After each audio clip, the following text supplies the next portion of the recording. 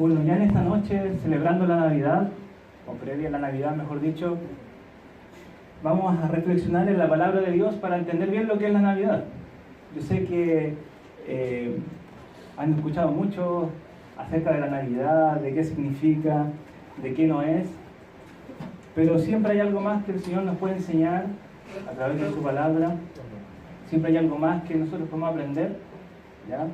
Debemos ir con humildad de la palabra, porque aun por muy sencilla que sea una verdad, siempre puede impactar nuestro corazón, porque no olvidemos que es la palabra de Dios, ¿cierto? Viva y eficaz y más cortante que una espada de doble filo. Así que vamos a ir a la palabra de Dios. Abran sus Biblias en el libro de Juan.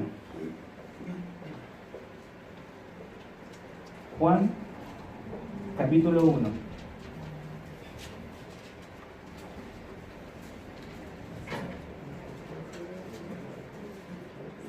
Juan capítulo 1, yo sé que es muy conocido también este pasaje, muy teológico también. Y bueno, y antes de hacer lectura en este pasaje, quisiera que usted mismo se preguntara, se pudiera examinar y dijera: ¿qué es la Navidad para mí? ¿Qué es lo que yo creo de la Navidad? ¿Y cómo yo vivo la Navidad?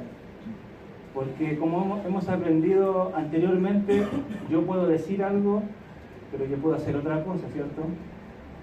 Yo puedo decir que creo que la Navidad es así, pero en la práctica soy asá. Entonces, examinémonos y preguntémonos a nosotros mismos: ¿qué es la Navidad para mí? ¿Qué es la Navidad para mi familia? ¿Qué es la Navidad para mi iglesia?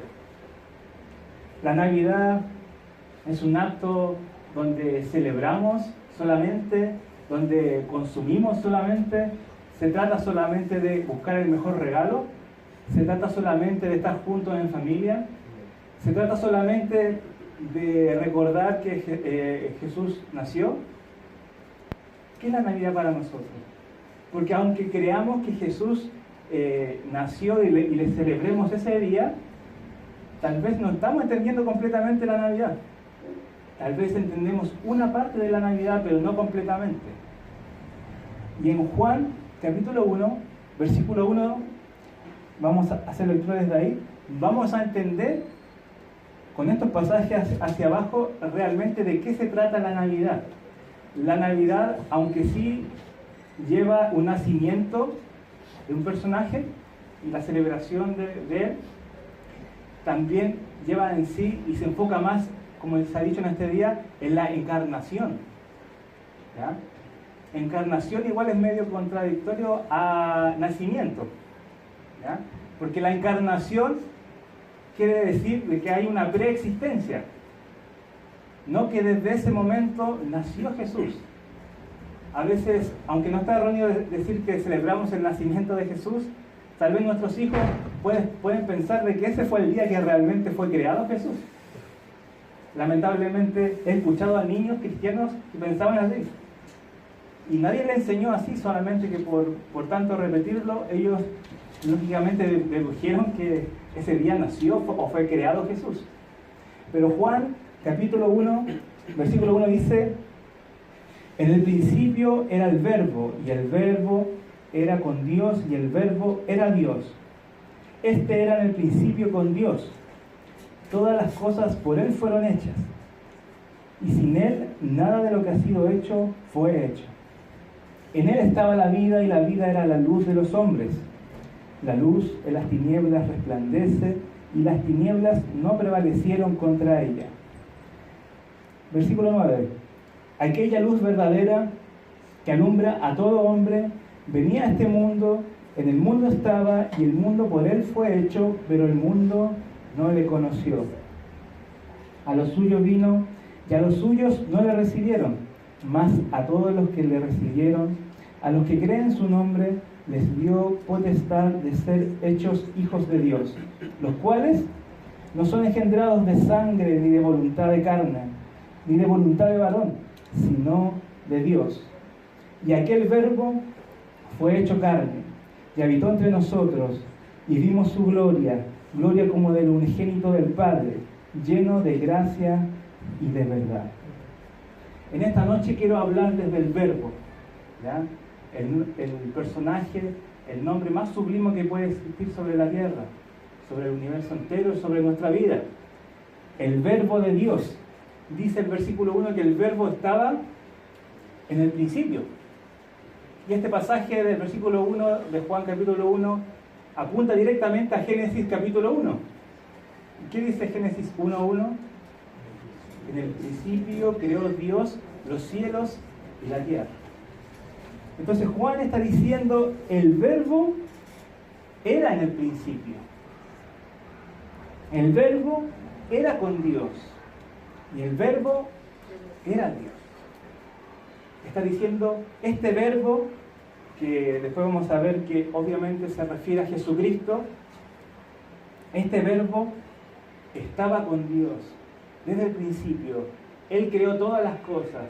Él nos creó a nosotros. Él creó todo lo que nosotros podemos ver, todo lo que podemos contemplar a través de nuestros ojos, todo, incluso lo que no podemos contemplar, ¿ya? Pero sabemos que existe.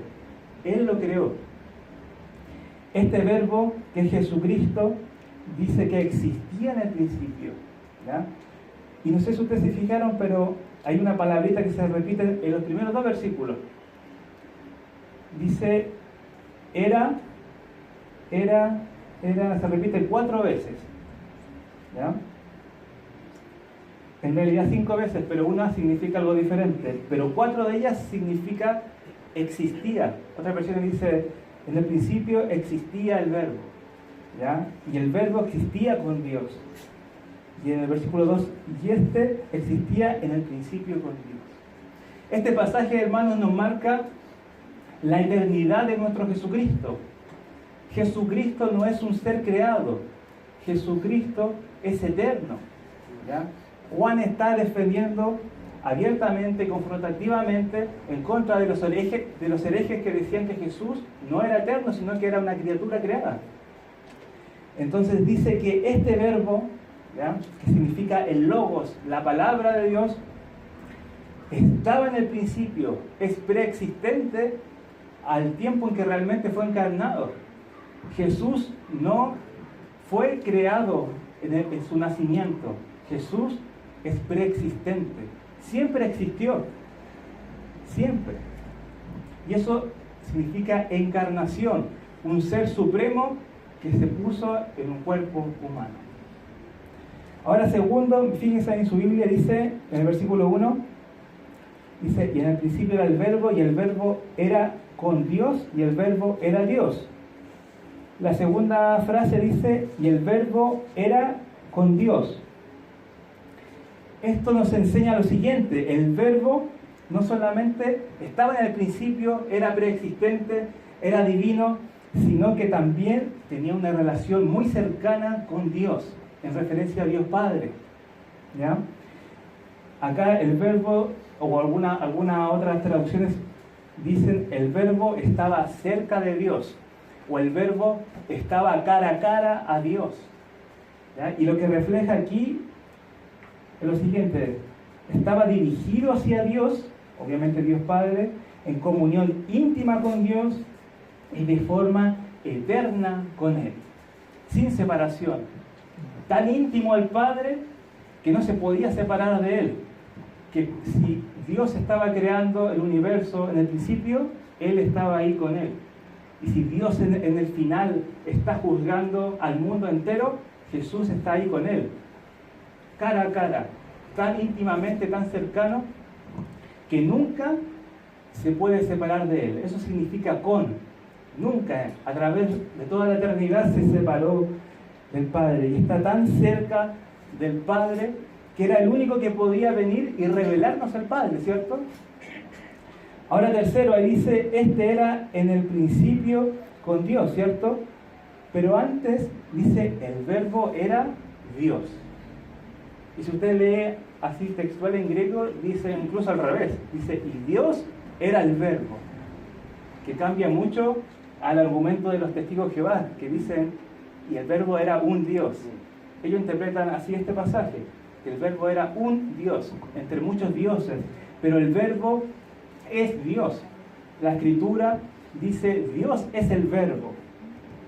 Ahora este Jesús, el Verbo, aparte de ser preexistente, aparte de ser obviamente el creador de todas las cosas, aparte de estar íntimamente con Dios, con tanta supremacía, con tanta gloria en los cielos, dice el 3 que por Él fueron creadas todas las cosas, ¿cierto? Y dice, y sin Él, nada de lo que ha sido hecho fue hecho. Y esto es muy importante, porque Juan pone, y sin Él. Está marcando que si Jesucristo no existiese, o ni siquiera hubiera hecho la creación, nosotros no seríamos nada, no podría existir nada. Sin Él, sin la persona de Jesús, es imposible que nosotros podamos subsistir. E incluso ahora mismo, sin Él, sin la gracia de Él, sin la vida de Él, nosotros no podríamos en este momento estar aquí respirando. Ahora el versículo 4 dice, en Él estaba la vida, y la vida era la luz de los hombres. La luz de las tinieblas resplandece, y las tinieblas no prevalecieron contra ella. ¿Qué quiero mostrarle con este pasaje, hermano? Que el Verbo Jesucristo no es simplemente un personaje histórico que nació. Muchas veces tomamos a Jesús como un personaje solamente que nació y bueno, nos salvó y yo creo en Jesús. Pero Jesús es un ser divino. Jesús es un ser todopoderoso.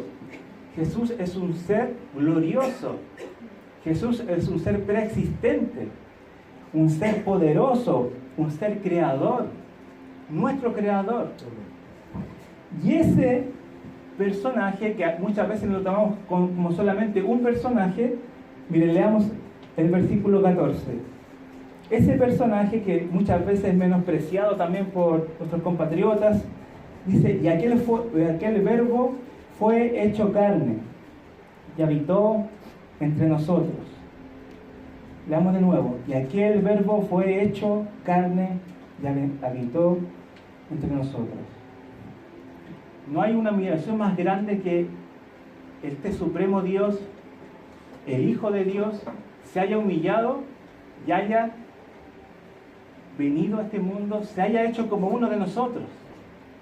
Eso realmente significa la Navidad, que el Verbo se encarnó, tomó una vida de humillación, una vida de dolor, una vida de criatura, en un cuerpo de criatura. Él nunca dejó de ser Dios. Él dejó los privilegios de ser Dios en las alturas, pero Él seguía siendo Dios, pero con un cuerpo humano.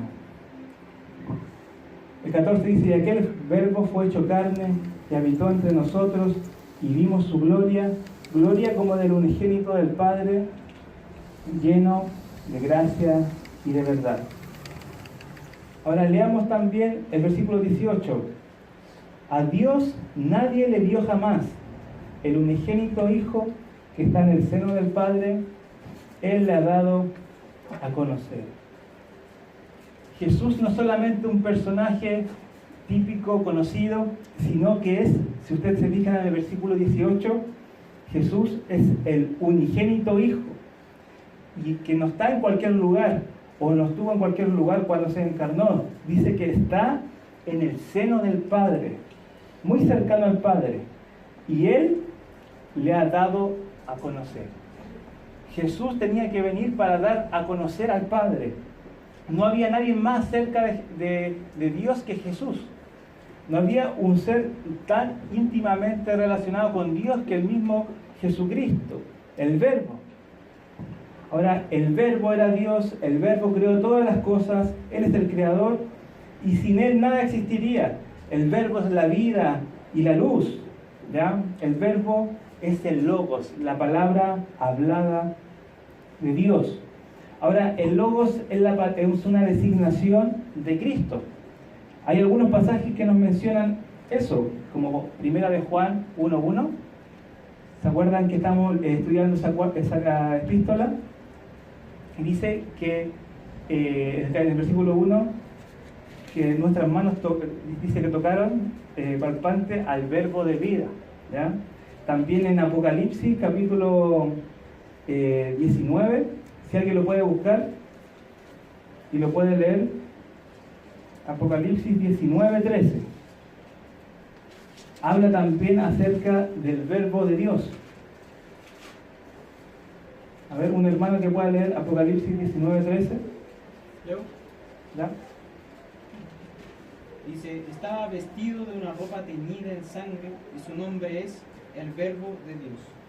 Ok, en referencia a Jesucristo en el juicio final, habla de que tenía realmente este nombre, el Verbo de Dios, en referencia a la segunda venida de Jesucristo. Ahora, el Verbo da a conocer a Dios. Es la expresión del pensamiento interno, aunque nadie oiga, y revela este pensamiento a otros. Jesucristo cumple la función de revelar al Padre. Nadie ha estado más cerca del Padre que Jesucristo mismo, ¿ya? Él da a conocer lo que Dios piensa y cómo Dios se expresa, incluso aunque nadie oiga esa expresión. Ustedes sabían que aunque nosotros no hubiésemos sido creados, nuestro Dios igual no hubiera perdido su gloria. Ustedes saben que si los ángeles no hubiesen sido creados, Él tampoco hubiera perdido su gloria. Y uno se pregunta, bueno, ¿y quién la adoraría? Aún así, Él no hubiera perdido su esencia y su gloria, porque Él es Dios y Él es glorioso. Él no necesita de criaturas como nosotros para tener adoración. Él lo hizo a pesar de, pero Él no necesita de nosotros. Él nos creó por su buena voluntad, porque le complació crearnos y le complació además salvarnos. Ahora, este verbo da a conocer a Dios. Este verbo es sublime, este verbo que Jesucristo es majestuoso, es creador, es soberano, incomparable, es eterno, poderoso, inmutable, temible, glorioso, admirable, Señor. Y ese verbo fue hecho carne. Nosotros los creyentes celebramos en la Navidad no simplemente que Jesús nació, sino que la persona del Hijo de Dios se encarnó por nosotros. Dios no tenía que hacerlo. No era su obligación encarnar a su Hijo en un cuerpo humano. No tenía por qué hacerlo. Si Dios nos dejaba perecer a todos nosotros para el infierno, Él seguía siendo perfecto y santo. ¿Por qué? Porque nosotros éramos los injustos. Dios no es el injusto. Él tenía que hacer justicia.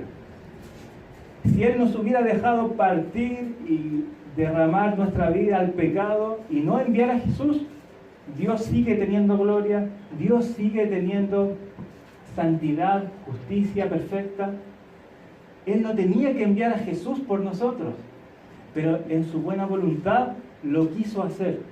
Le complació al Padre porque dice que nos amó, por eso envió a su Hijo. Y su Hijo, con gran obediencia, se sometió al Padre y fue obediente hasta la muerte, como dice Filipenses, y muerte de cruz. Ahora, entiendan, hermanos, que Él no tenía por qué. No tenía por qué enviar a su Hijo amado. No tenía por qué enviar al Rey de Reyes a morir por nosotros. Pero a Dios le complació y Jesús fue obediente y nos amó también y se entregó a sí mismo por nosotros. Filipenses capítulo 2, para que afirmemos este pasaje, dice 2, versículos 5 al 8.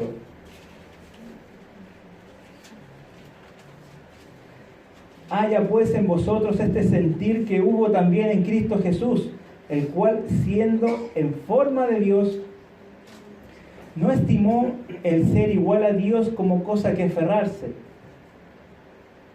sino que se despojó a sí mismo, tomando forma de siervo, hecho semejante a los hombres, y estando en condición de hombre, se humilló y muerte de cruz. E incluso para Jesús no fue suficiente, porque miren el versículo 7 dice que se despojó a sí mismo tomando forma de siervo. Ya eso podría ser suficientemente humillante para el Hijo de Dios, convertirse en una criatura. Pero dice, y estando en condición de hombre, se humilló. No solamente se encarnó en un ser humano, ¿ya?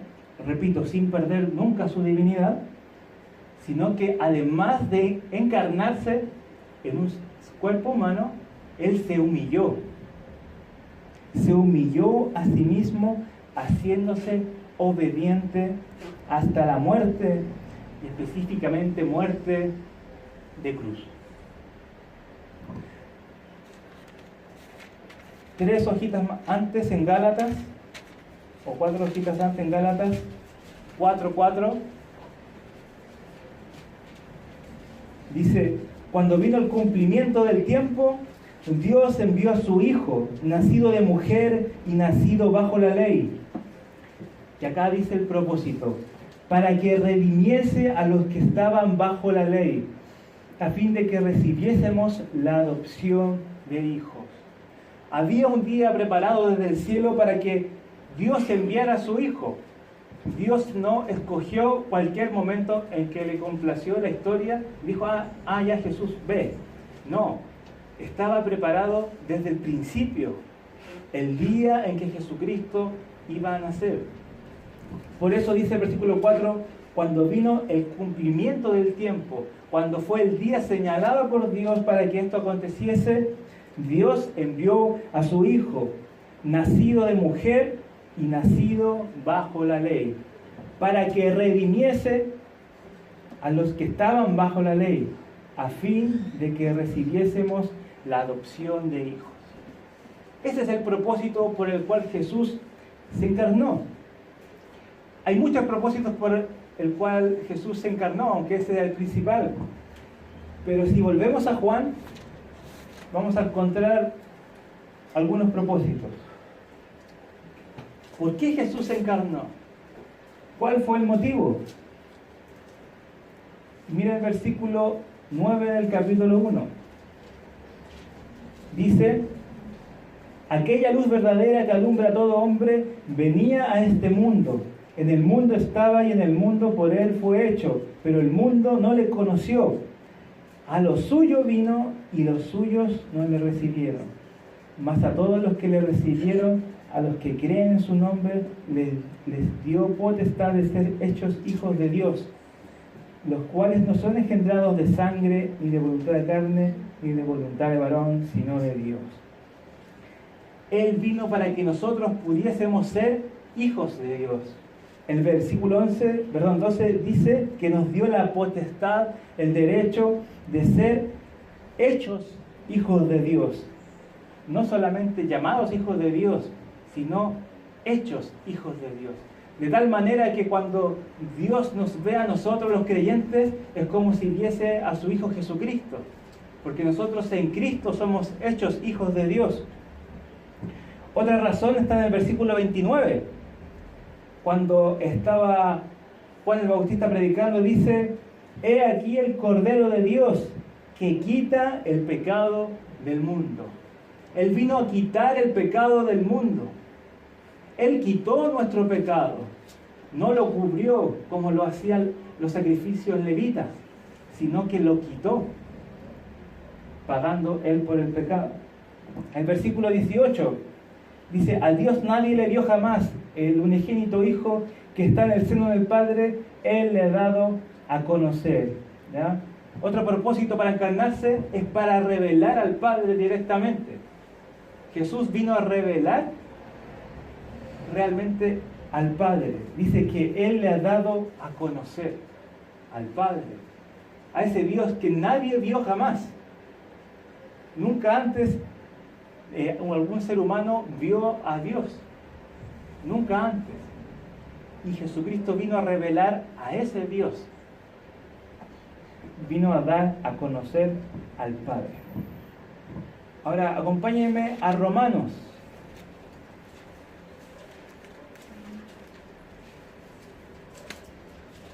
Entonces la Navidad se trata de encarnación, de nacimiento, pero si dijéramos solo eso, estaríamos diciendo la mitad de la Navidad. ¿Ya? La Navidad es encarnación, es nacimiento, es que el Salvador, el Dios Todopoderoso, se encarnó en un hombre. Pero no solamente eso. Si Dios solamente hubiese hecho eso, el mundo seguiría igual, todos condenados. Le falta la segunda parte del significado de la Navidad y él está en el Romanos capítulo 8, versículo 6.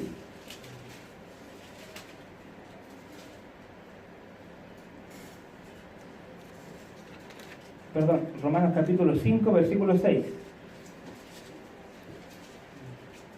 Dice lo siguiente: porque Cristo, cuando aún éramos débiles, y esa palabra débiles significa incapaces de buscar a Dios, significa incapaces de cumplir la ley de Dios. Entonces dice, cuando Cristo, cuando aún éramos débiles, a su tiempo murió por los impíos. Ciertamente apenas morirá alguno por un justo. Con todo, pudiera ser que alguno osara morir por el bueno. Y el versículo 8 dice, mas Dios muestra su amor para con nosotros, en que siendo aún pecadores, Cristo murió por nosotros. Pues mucho más, estando ya justificados en su sangre, por él seremos salvos de la ira. Acá nos da la parte que nos faltaba de la Navidad. El Verbo se encarnó, pero se encarnó con un propósito, para llevar a cabo una obra. Pedro en su carta nos dice en 1 Pedro de que este Cordero estaba ya preparado desde antes de la fundación del mundo. Desde antes de que el mismo Señor crease el mundo, Jesucristo ya estaba preparado para venir a redimir al mundo, para encarnarse en el tiempo señalado y para morir por nosotros. Por eso aquí dice, porque Cristo cuando aún éramos débiles, a su tiempo murió por los impíos. Y hay una palabra muy preciosa en todos estos pasajes y que también se repite, que está en el versículo 8. Y es la palabra por. Tal vez es la palabra más importante de todo este capítulo, o de todo este tema que estamos hablando. Porque esta palabra por significa el lugar de. Algunos no creen esto, algunos creyentes, pero realmente lo que significa esta palabra es que Jesucristo murió de forma sustitutiva, en mi lugar, ocupando mi lugar en la cruz. ¿Ya? Cuando dice Cristo murió por nosotros, significa que yo merecía la ira de Dios. Yo merecía toda la ira de Dios derramada sobre mi cabeza. Pero lo que hizo nuestro Señor amado Jesucristo fue de que me quitó de ese lugar y Él se puso en mi lugar. Y Él recibió el castigo que tenía que venir sobre mi cabeza. Eso es sustitutivo, ¿ya? Como cuando hay un partido de fútbol y hay cambio del equipo, reemplazo al otro. Y el versículo 9 dice algo muy interesante: pues mucho más, estando ya justificados en su sangre, por él seremos salvos de la ira. Muchas veces usted puede preguntarle a muchos creyentes, ¿tú eres salvo? Y le van a decir sí. Y le puedes preguntar, ¿salvo de qué? Y tal vez van a decir del infierno, salvo del pecado. Pero la Biblia nos enseña de lo que somos salvos. Somos salvos de la ira. ¿De la ira de quién? No de la ira de Satanás. A veces pensamos que Jesús vino a pagar el precio y es como que le pagó a Satanás para que nos liberara. Jesús no le pagó a Satanás. Jesús le pagó a Dios por nosotros. Él pagó el precio para que Dios no derramara su ira sobre nosotros. Y Dios, en vez de derramar la ira sobre nosotros, que la merecíamos rotundamente, derramó toda su ira en esa cruz en su Hijo Jesucristo. Y Él cargó, dice Isaías 53, el pecado de todos nosotros en esa cruz, sobre la persona de Jesucristo, y Dios Padre derramó su ira y sacrificó a su Hijo. Casi de la misma manera que Abraham iba a sacrificar a Isaac, también en el libro de Génesis. Ahora, ¿por qué Jesucristo se encarnó? Para morir por nosotros sustitutivamente, en nuestro lugar, para ser salvos de la ira de Dios. ¿Ya? Y no solamente eso, sino también para ser reconciliados con Dios. Mire el versículo 10. Porque si siendo enemigos fuimos reconciliados con Dios por la muerte de su Hijo, mucho más estando reconciliados seremos salvos por su vida.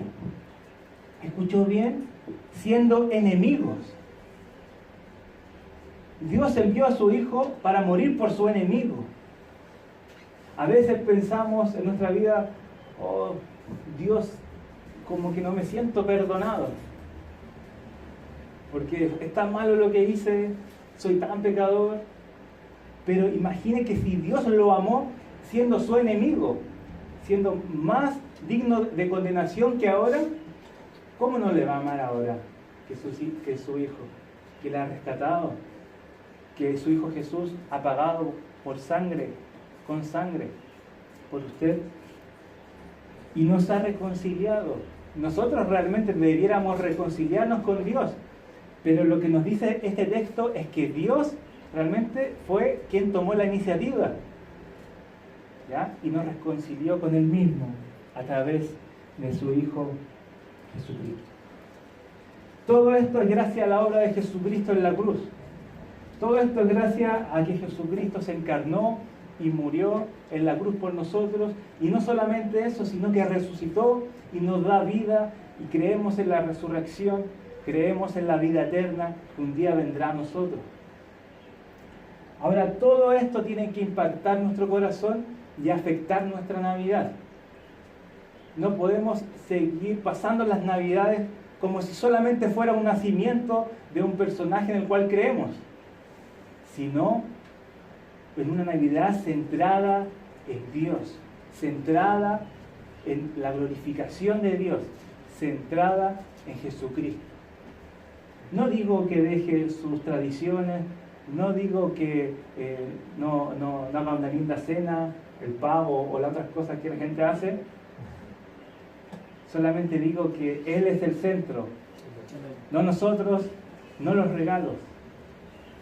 Es muy bueno dar regalos, ¿ya? Es mejor dar que recibir, dice el Señor, ¿cierto? Entonces, muestre el amor de Cristo dando regalos, ¿ya? Porque eso, o tómelo como un símbolo del regalo que Dios nos ha hecho a nosotros mismos, ¿cierto? Al Hijo de Dios, el unigénito Hijo de Dios. Ahora tengo unas preguntas para reflexionar. ¿Tenía Dios que enviar a su Hijo? ¿Sí o no, iglesia? No, pero lo hizo.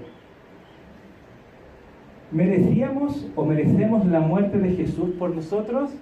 ¿Sí o no, iglesia? No. Pero el Señor se entregó. Si Cristo no se encarnaba,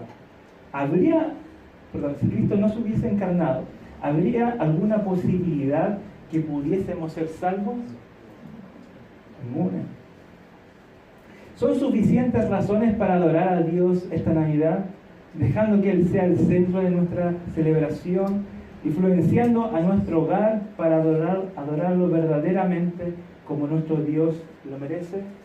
¿Son todas estas unas buenas motivaciones, unos buenos argumentos para centrar nuestra Navidad en la persona de Jesucristo? Claro que sí. Quiero leerles un lindo himno que lo tengo, dice lo siguiente: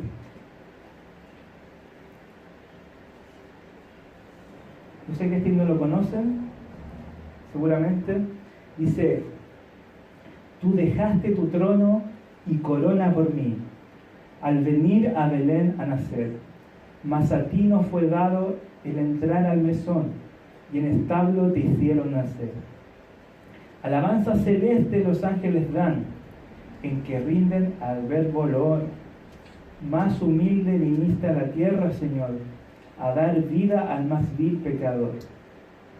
Siempre pueden las zorras sus cuevas tener, y las aves sus nidos también, mas el Hijo del Hombre no tuvo un lugar en el cual reclinara su sien. Tú viniste, Señor, con tu gran bendición para dar libertad y salud, mas con odio y desprecio te hicieron morir, aunque vieron tu amor y virtud. Alabanza sublime en los cielos darán, cuando vengas glorioso de allí, y tu voz entre nubes dirá: ven a mí, que hay lugar junto a mí para ti. Ven a mi corazón, oh Cristo, pues en él hay lugar para ti. Un hermoso himno que nos habla de la encarnación, de la humillación de nuestro Señor y del verdadero significado de la Navidad. Animémonos, hermanos, a que esta Navidad no sea una Navidad más como tal vez siempre la hemos vivido, sino que le enseñemos a nuestras familias, a nuestros hijos, quién realmente se debe llevar la gloria, la honra y la atención de nuestra Navidad. Que nuestros hijos, que nuestros nietos crezcan adorando a Jesús en diciembre, y no que realmente ignoren el verdadero significado de la Navidad, que es el Hijo de Dios encarnado, humillado hasta la muerte de cruz, y que pagó sustitutivamente por nosotros con gloria y majestad, resucitó y nos liberó de la esclavitud del pecado, nos ha hecho libres, nos ha dado la vida eterna, y Él un día volverá por nosotros. Señor, gracias, Padre, por tu amor tan grande. Gracias por Jesucristo, tu unigénito Hijo, porque tú le enviaste, Él fue obediente hasta la muerte. Gracias porque no tenías que enviarlo, pero a pesar de eso te complació, quisiste enviarlo a padecer ante nuestras manos sangrientas. Gracias porque tú le enviaste, Señor, como cordero inmolado. Él fue humilde, Él fue manso. Él se entregó a pesar de toda la injusticia de nuestra raza humana. Perdónanos, Señor, porque muchas veces ignoramos realmente qué es el significado de la Navidad. Ayúdanos, Señor, a transmitir por las generaciones y en nuestra generación especialmente que tú realmente eres Dios que ha enviado a su Hijo, que ha sido encarnado, que ha sido glorificado en los cielos por su muerte y por su resurrección. Señor, que tu nombre sea magnificado en esta noche. Gracias por ese amor tan grande. Gracias por Jesucristo, por su entrega, por su amor. Gracias por todo lo que tú haces en nuestra vida, porque también nos has dado aún más que eso. Nos has dado a tu Espíritu Santo que mora en nosotros, nos consuela, nos enseña y nos guía en todas nuestras vidas. Gracias, Señor, por este día, porque estamos juntos como hermanos. Señor, ayúdanos a hacer de edificación unos a otros. Ayúdanos, Señor, a poder compartir y poder también animarnos unos a otros. Y que tú también te acuerdes de los necesitados en estas fechas. Hay personas en gravedad física, hay personas que tal vez están solas, sin familia, hay personas que están con hambre también, hay personas que están con necesidad de un Salvador sobre todas las cosas, hay personas que realmente están enemistados entre las familias, hay personas que están claramente también hospitalizados por su salud.